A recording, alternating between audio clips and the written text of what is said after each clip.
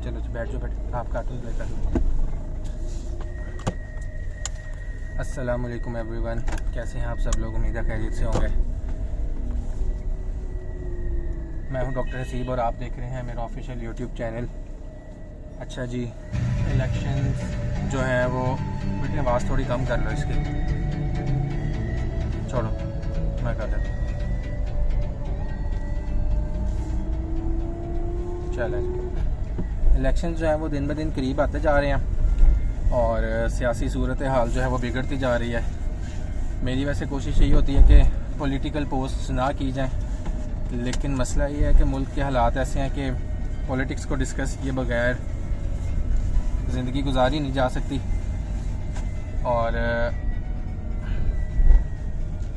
एक ज़माना था कि जब पॉलिटिक्स को इतनी इम्पोर्टेंस नहीं देते थे, यूथ जो है वो तो बिल्कुल भी नहीं देते थे और ये समझा जाता था कि पॉलिटिक्स जो है सिर्फ ये बूढ़े लोगों का, बुज़ुर्गों का काम है। लेकिन 2013-14 के बाद से यूथ ने बहुत ज़्यादा पॉलिटिक्स के अंदर पार्टिसिपेट करना शुरू कर दिया है। और आजकल जो हालात हैं, जिस तरह खबरें हैं, वो ये हैं कि जी एक ऐसा बंदा है जिसने सारे सियासी निज़ाम को, सारी सियासी ताकतों को, सारे इदारों को, इस्टेब्लिशमेंट को, हर सिस्टम को जो है जी आगे लगा के रखा हुआ है। और सबको पता है कि किसकी बात हो रही है। इमरान खान जो है वो एक ऐसा प्लेयर बन चुका है जो कि इस वक्त जेल के अंदर बैठा हुआ है, लेकिन उसने जो है वो पूरे मुल्क में यह डाला हुआ है। हर जगह जो है वो पॉलिटिक्स जो है वो डिस्कस हो रही है। मैं भी रोड पे जा रहा हूँ, हर जगह बैनर लगे हुए हैं, कुछ आज़ाद उम्मीदवार खड़े हुए हैं, कुछ पार्टीज़ की तरफ से हैं। ज़्यादा बैनर जो हैं वैसे वो नून लीग के नज़र आ रहे हैं, क्योंकि ज़ाहिर है नून लीग इस वक्त इस्टेब्लिशमेंट की गोद में बैठी हुई है और जिस तरह हमेशा ही गोद में बैठ के आती हैं। एक ज़माना था वैसे जब नून लीग जो थी वो ठीक थी और वाकई फेमस थी आवाम में, लेकिन इस बार जो है वो तो प्रॉपर गोद में बैठ के आ रहे हैं, सबको नज़र आ रहा है। लेकिन कोई कुछ कर नहीं सकता, क्योंकि ज़ाहिर है अवाम जो है अवाम का मुल्क नहीं है, ये पॉलिटिशियंस का और उनसे ऊपर की गेम है।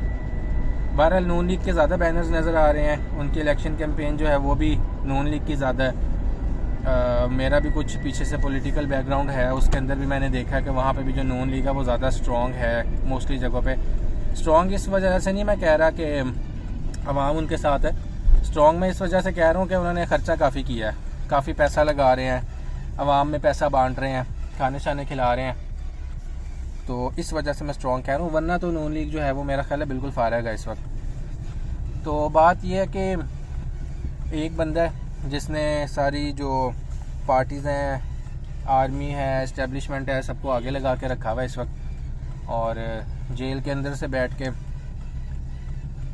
वो जो है लोगों को उसने मुतहर्रिक किया हुआ है। खैर पीटीआई वाले डर तो इस वक्त काफ़ी गए होंगे, ख़ास तौर पे जो पंजाबी हैं। यहाँ पे ज़्यादा लोग जो हैं वो मिडिल क्लास और लोअर मिडिल क्लास के होते हैं, उनको इतनी ट्रेनिंग नहीं होती मार शार खाने की।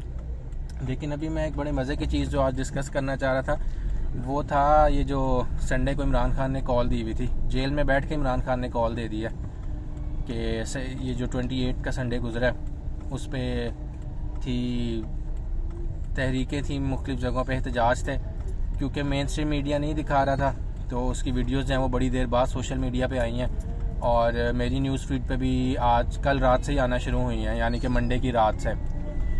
तो उन्होंने अच्छा कंट्रोल किया हुआ मेन स्ट्रीम मीडिया को, लेकिन मेन स्ट्रीम मीडिया को ये नहीं पता था कि उनकी टक्कर का सोशल मीडिया इस वक्त अवेलेबल है। पाकिस्तान में कभी भी सोशल मीडिया जो है वो इतना एक्टिव नहीं हुआ। एक ये वो पॉइंट है जो मैं पिछले वीलॉग में डिस्कस कर रहा था कि लोग कहते हैं सोशल मीडिया का भी बाइकआउट कर दें क्योंकि ये यहूदियों का है। बेशक यहूदियों का है, लेकिन आप इससे अर्न कर सकते हैं। और दूसरा, इस वक्त जो सबसे बड़ी information of source of information है पाकिस्तान में वो सोशल मीडिया ही है। सॉरी, इस वक्त जो पीटीआई की सारी न्यूज़ हैं वो भी आपको सोशल मीडिया से मिल रही है, मेन स्ट्रीम मीडिया कुछ भी नहीं दिखा रहा। बहरहाल इमरान खान ने अच्छी गेम चुकी हुई है और वैसे अच्छा तो ये होता कि पीपल्स पार्टी और नून लीग कहती कि आप इमरान खान को बाहर निकालें, फील्ड में आने दें, उसको भी हमारी तरह जलसे करने का मौका दें और फ्री एंड फेयर इलेक्शन करें, फिर हम देखते हैं कि क्या होता है। और मेरा ख्याल है कि अगर ये नवाज़ शरीफ और जरदारी ये बात कर देते कि इमरान खान को निकालें और फिर हम इलेक्शन लड़ेंगे, तो मेरा ख्याल है इनकी इज़्ज़त थोड़ी बढ़ जाती, क्योंकि इस वक्त मुल्क में जितना भी सारा ट्रेंड है वो इमरान खान की तरफ है। पीटीआई भी असल में लेबल नहीं है, असल लेबल जो है वो इमरान खान है। इमरान खान किसको टिकट देगा आप समझें कि बस वही है सब कुछ, लेकिन वो भी तब जब धांधली जो है वो कम से कम हो। ऑब्वियसली अगर फेक तरीके से किसी को जिताना हो वो तो फिर जा ही सकते हैं इदारे और इस्टेब्लिशमेंट, लेकिन अगर प्रॉपर आपने सही इलेक्शन देखने हो तो वो फिर इमरान खान को इस वक्त कोई भी टक्कर नहीं दे सकता। बहरहाल अगर ये लोग ऐसे करते कि proper free and fair election करवाते और नवाज़ शरीफ और जरदारी इस बात का ऑप्शन रखते और ये कहते कि नहीं आप इमरान खान को प्रॉपरली बाहर निकालें फिर ही हम इलेक्शन लड़ेंगे, तो मेरा ख्याल है इनकी अपने वर्कर्स में भी ज़रा इज़्ज़त बढ़ जाती और पता लगता कि इनमें भी थोड़ी सी हिम्मत है, थोड़ी सी अकल है। और इस तरह इलेक्शन का वैसे कोई ख़ास मज़ा भी नहीं आना कि एक पार्टी, मुल्क की सबसे बड़ी पार्टी, उसके लीडर को आपने अंदर बंद किया हुआ है और आप इलेक्शन करने जा रहे हैं।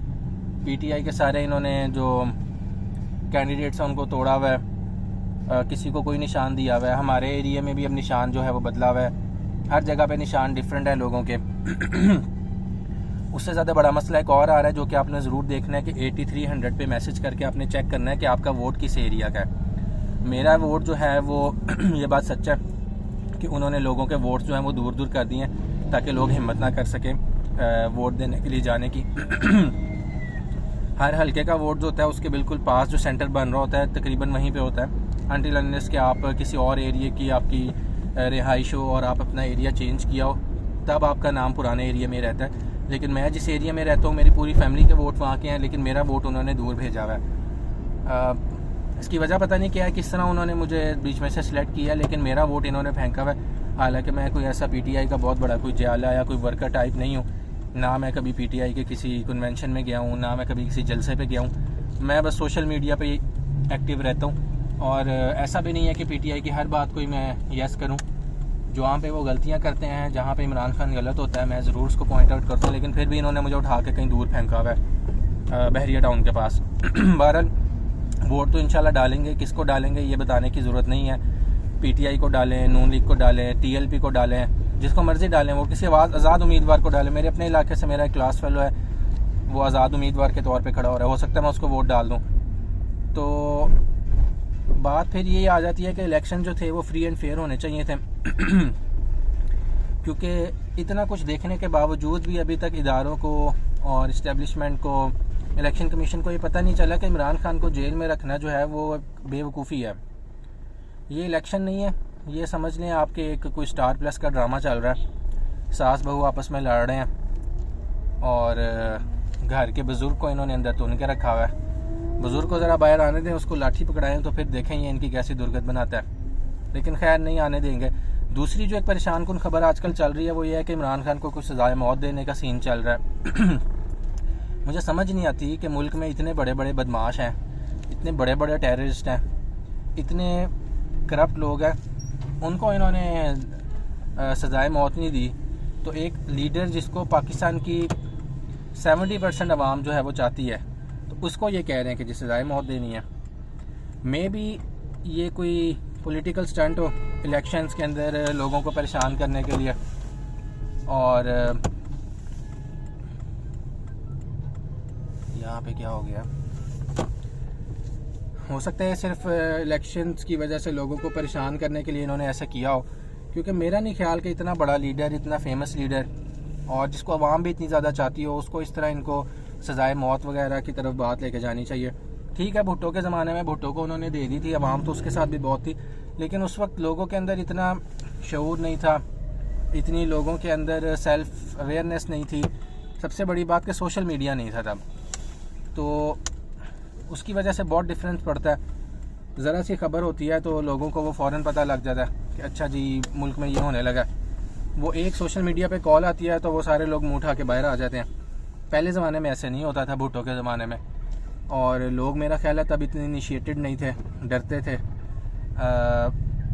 जो अवाम का और आर्मी का जो एक रिश्ता था वो बड़ा अच्छा था, अब वो रिश्ता जो है वो ख़राब होता जा रहा है, क्योंकि इस वजह से नहीं कि कोई अवाम बेवकूफ़ है या अवाम पागल हो गई है, इस वजह से कि आर्मी के जो स्कैंडल्स हैं वो सारे जो हैं वो बेनकाब होना शुरू हो गए हैं। और इसका ये मतलब नहीं है कि आर्मी जो है वो सारी बुरी है, इसका मतलब ये है कि हर इदारे के अंदर बुरे लोग मौजूद होते हैं। हम ये नहीं कह सकते कि पाकिस्तान का कोई एक इदारा ऐसा है जो बिल्कुल साफ शफाफ है, हर इदारे के अंदर इन्फिल्ट्रेशन है गलत लोगों की। तो बस अब यही है कि इलेक्शंस की तरफ बात जा रही है, देखते हैं कहाँ तक जाती है बात, कितनी आगे तक पहुँचती है। और मैं ज़रा अपने बेटे को स्कूल ड्रॉप कर लूँ। चलें जी बेटे, इसको पॉज कर लें, इधर हूँ मैं आपके बाल ठीक करता हूँ। चलो जी, आज धूप निकल आई है, अगर गर्मी लगेगी ना तो आपने अपनी जैकेट उतार देनी है क्लास में, ठीक है।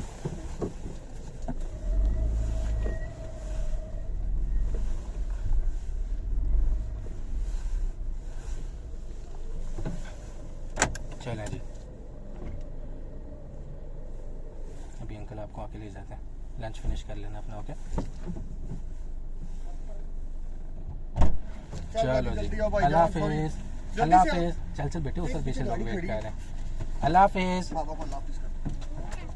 नहीं करना कर फिर, अल्लाह हाफिज़।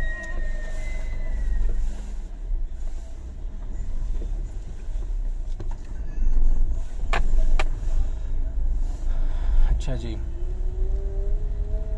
तो बस अब यही सीन है कि आप लोग जितने भी लोग ये वीलॉग्स वगैरह देखते हैं और जिन लोगों तक ये बात पहुंचती है, एटलीस्ट हम लोगों को ये ज़रूर करना चाहिए कि हम वोट देने के लिए निकलें ज़रूर।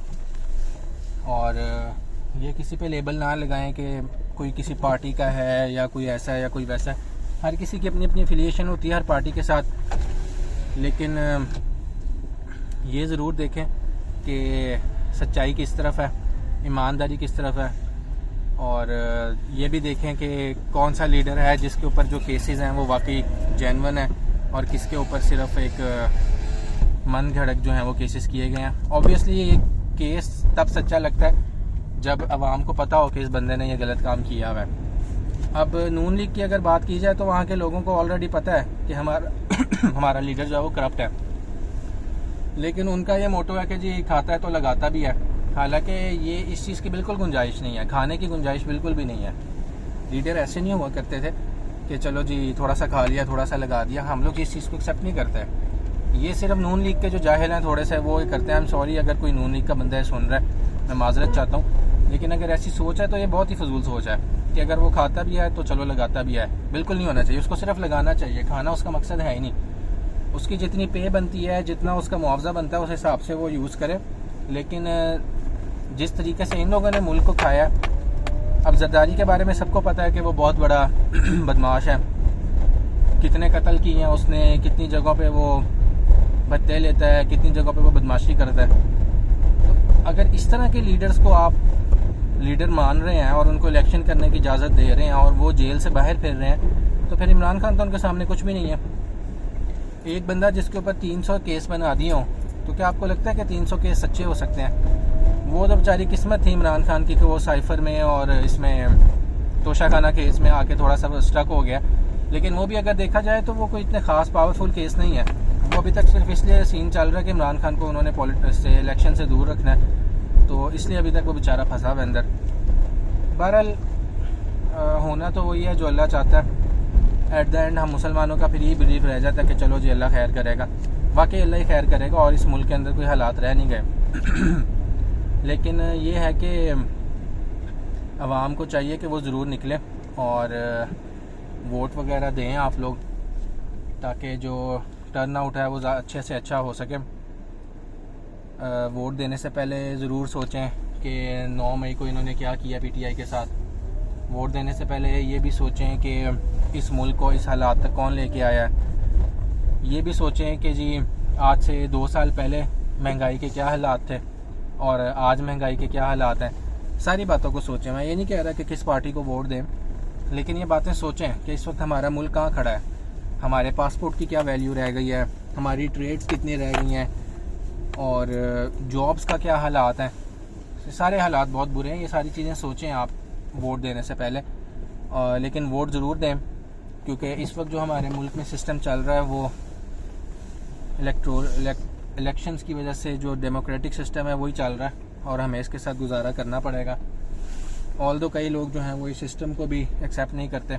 खैर वो एक लंबी बहस है। बहरहाल मुझे उम्मीद है आपको ये वीडियो पसंद आई होगी। कमेंट्स में ज़रूर बताएं कि आपको मेरी बातें कैसी लगी। अगर आप मेरी किसी बात से इत्तेफाक नहीं करते तो भी बताएं, अच्छी बात है। बिल्कुल डिसएग्री करना चाहिए और मैं कोशिश करूँगा कि इसमें अगर कोई क्लिप्स ऐड कर सकूँ तो मैं ज़रूर करूँगा। इंशाल्लाह मिलते हैं कल एक नई वीडियो के साथ। मुझे इजाज़त दीजिए। अल्लाह हाफ़िज़।